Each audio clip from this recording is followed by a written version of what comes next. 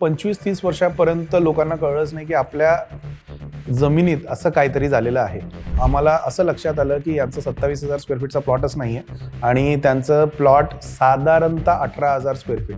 Plot area determine करणं हा सगळ्यात महत्त्वाचा गोष्ट आहे रिडेव्हलपमेंटसाठी.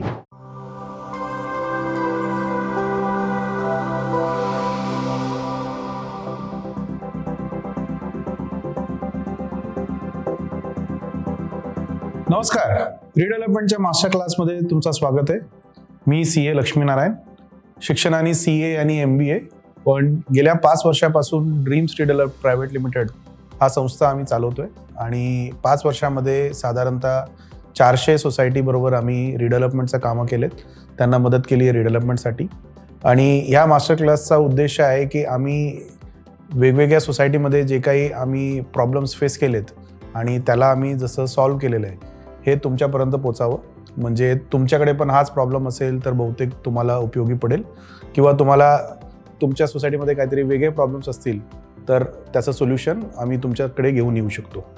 तर आजच्या मास्टर क्लासमध्ये एक सोसायटीबद्दल आपण चर्चा करणार आहोत. ही सोसायटी साधारणतः 27,000 स्क्वेअर फीटची सोसायटी होती आणि एकदम प्राईम एरियामध्ये, जिकडे मेट्रो पण त्यांना लागू होणार होता, म्हणजे TOD झोनमध्ये होती.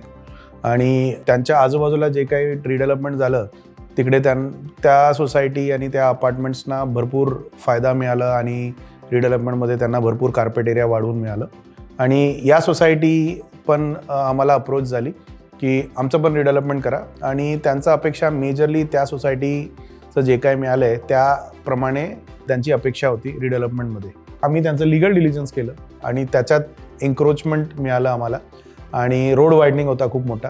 तर हा क्लॅरिटी आमच्या लिगल डिलिजन्समुळे आलं आणि त्याच्यानंतर क्लॅरिटी ही आली की तुम्हाला एवढं FSI मिळणार नाही आहे. तर कॉन्फिडन्स खूप महत्त्वाचं आहे, पण क्लॅरिटी जास्त महत्त्वाचं आहे. जेव्हा ही सोसायटी आली आमच्याकडे, आणि हे साधारणतः 60+ लोकांची सोसायटी होती. सगळ्यात पहिला की रिडेव्हलपमेंट करायचं आहे तर लोकांचा कन्सेंट होता.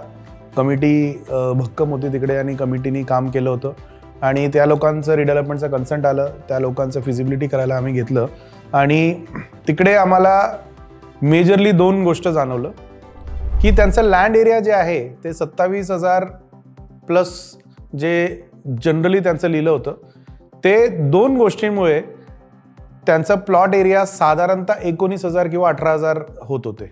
आणि हे जेव्हा आम्ही त्यांना सांगितलं तर त्यांना खूप मोठा धक्का बसला की नाही असं कसं आमचं जमीन जाऊ शकतं किंवा हे होऊ शकत नाही. तर याच्यामध्ये मेजरली एक जे मेजर चंक होता ते त्यांचा रोड वायडनिंगमध्ये जात होता.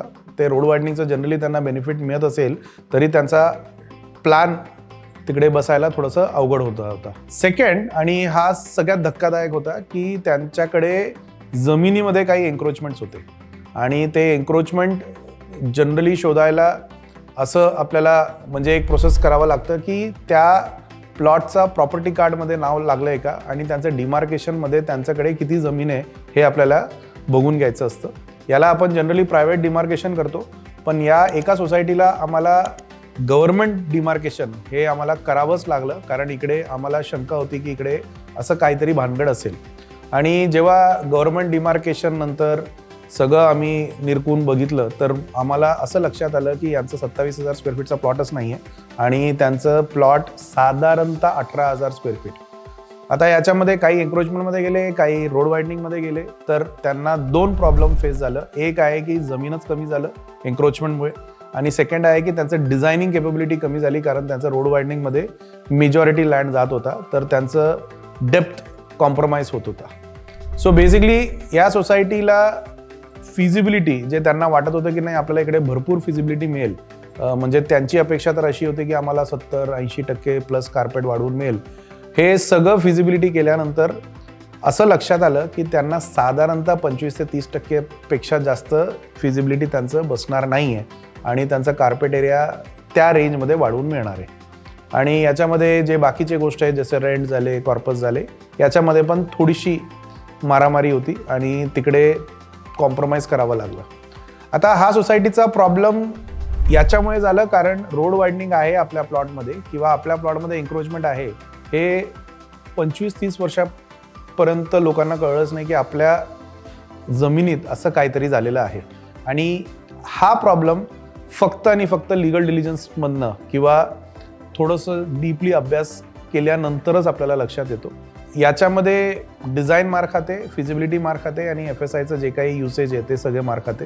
म्हणून अशा सोसायटी जिकडे तुम्हाला वाटत असेल की इकडे रोड वायडनिंगमध्ये काही जागा जाणार आहे का किंवा आपलं ॲक्च्युली जमीन पूर्ण आहे की नाही, असे ज्या कुठले सोसायटी रिडेव्हलपमेंटमध्ये जात असाल तर तुम्ही हा 2 गोष्ट नेहमी लक्षात घ्या.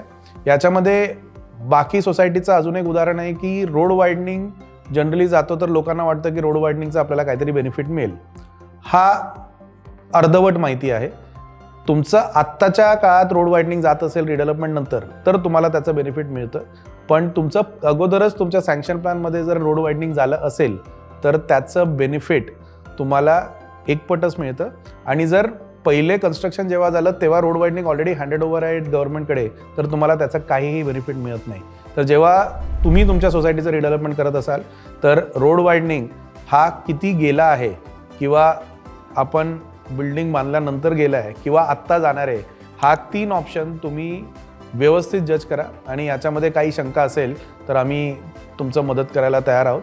आणि एन्क्रोचमेंट हा तुम्हाला गव्हर्नमेंट डिमार्केशन नंतर जनरली कळतं.